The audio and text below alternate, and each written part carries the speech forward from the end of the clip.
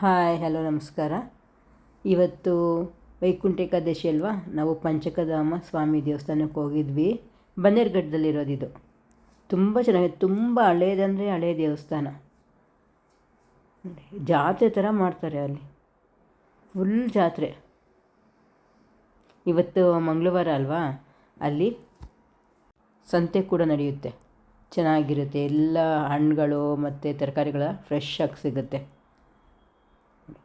ಒಳಗಡೆ ಇದು ವಿಡಿಯೋ ತೆಗಿಯೋಂಗಿಲ್ಲ, ನಾನು ಪೂರ್ತಿ ಆಚೆ ತೆಗೆದಿದ್ದೀನಿ. ಮುಂಚೆ ಊಟ ಕೊಡ್ತಾಯಿದ್ರು, ಈ ಸತಿ ಪ್ರಸಾದ ಕೊಡ್ತಾಯಿದ್ದಾರೆ. ಜೊಪ್ಪೆಲಿ ಕೊಡ್ತಾಯಿದ್ದಾರೆ ಪ್ರಸಾದ. ತುಂಬ ಜನಗಳು ಈ ಸತಿ. ಇದು ಲಕ್ಷ್ಮೀ ದೇವಸ್ಥಾನ. ಆ ಯಮ್ಮಂಗೆ ನೋಡೋಕ್ಕೆ ಅಷ್ಟು ಚೆಂದ, 2 ಕಣ್ಣು ಸಾಲದು ಆ ಯಮ್ಮಂಗೆ ನೋಡೋಕ್ಕೆ, ಅಷ್ಟು ಚೆನ್ನಾಗಿ ಅಲಂಕಾರ ಮಾಡಿದರು. ನೀವು ಯಾವ ಕಡೆಯಿಂದ ಬೇಕಾದರೂ ಬರ್ಬೋದು. ಬನ್ನೇರುಘಟ್ಟಕ್ಕೆ ಬಸ್ಸುಗಳು ಬೇಕಾದಷ್ಟಿದೆ. ಒಮ್ಮೆ ಭೇಟಿ ಕೊಡಿ ಈ ದೇವಸ್ಥಾನಕ್ಕೆ. ತುಂಬ ಹಳೆಯ ದೇವಸ್ಥಾನ, ತುಂಬಾ ಚೆನ್ನಾಗಿದೆ ದೇವರುಗಳು ನೋಡೋಕ್ಕೆ. ಡೈಲಿ ಊಟನೂ ಕೊಡ್ತಾರೆ ಇಲ್ಲಿ.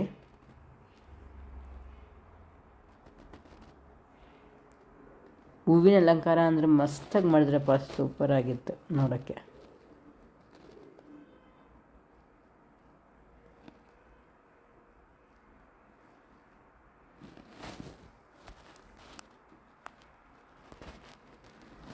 ಇದು ಉಯ್ಯಾಲೆ ಕಟ್ಟಿರೋದು ದೇವರಿಗೆ.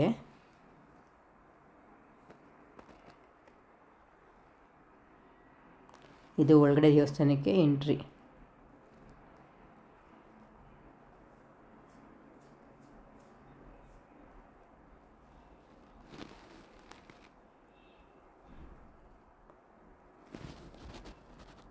ಈ ಕಡೆ ಒಂದು ಕಡೆ ದೇವ್ರ ಸ್ತುತಿ ನಡೀತಾ ಇದೆ, ಮತ್ತು ಒಳಗಡೆ ಬಿಡ್ತಾಯಿದ್ರೆ ಅದು ಕೇಳಿಕೊಂಡು ಒಳಗಡೆ ಹೋಗೋಕ್ಕೆ ಅಷ್ಟು ಚೆನ್ನಾಗಿದೆ. ದೀಪ ಅಂಟಿಸಿದ್ದಾರೆ ಮಧ್ಯದಲ್ಲಿ ಅಲ್ಲ, ಅದ್ರ ಕೆಳಗಡೆಯಿಂದ ಬಂದ್ಬಿಟ್ಟು ದೇವ್ರ ದರ್ಶನ ಮಾಡೋದಿದ್ದು.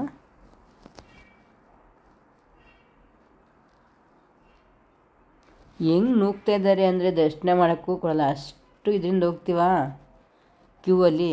ತಳ್ತಾ ಇದ್ದಾರೆ, ಅಷ್ಟು ತಳ್ತಾ ಇದ್ದಾರೆ.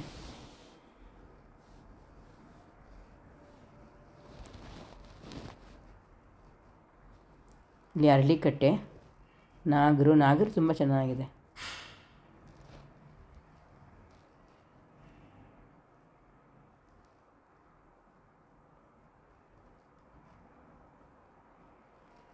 ಬೆಟ್ಟ ಇದು, ಗೋಪುರ.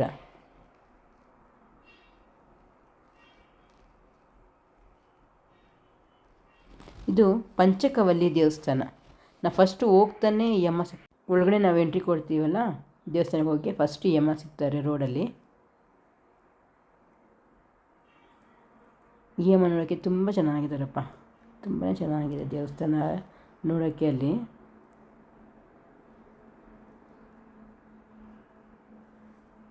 ಎಲ್ಲ ಮಕ್ಕಳಿಗೆ ಆಟಾಡೋ ಸಾಮಾನು, ಎಲ್ಲ ಮಕ್ಕಳು ಅಲ್ಲೆಲ್ಲ ನಿಲ್ತಾ ಇದ್ದಾರೆ, ಬರ್ತಾನೆ ಇಲ್ಲ, ಕರೀತಾ ಇದ್ದರೆ ಅಲ್ಲಿ ನೋಡ್ತಾ ನಿಂತ್ಕೊಂಡ್ಬಿಟ್ಟವ್ರೆ.